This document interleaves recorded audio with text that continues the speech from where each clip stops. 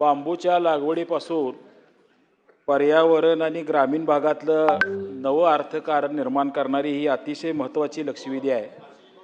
मी सन्माननीय वनमंत्र्यांना एक सूचना वजा प्रश्न विचारणार आहे की आपल्या वन विभागाकडं ग्रामस्थांच्या सहभागातून वन व्यवस्थापन नावाची एक योजना आहे.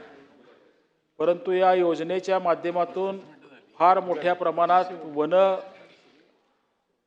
करण्यासाठी आपल्याला यश आले अशा प्रकारचं चित्र दिसत नाही.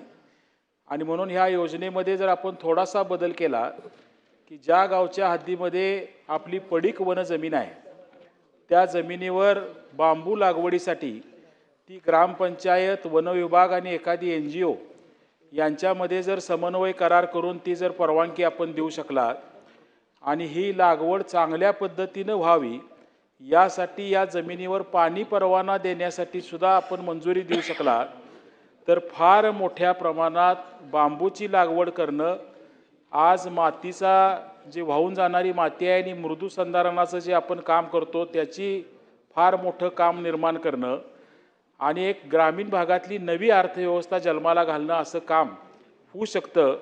हा थोडासा बदल आपण सकारात्मक करू शकाल का?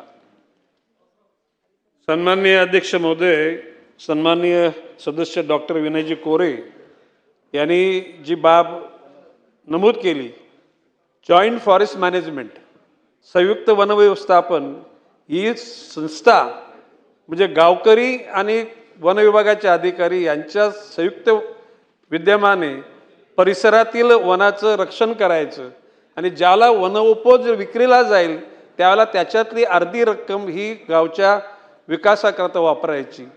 आज 12,000 गावांमध्ये ही जॉईंट फॉरेस्ट मॅनेजमेंट ही योजना कार्यान्वित आहे.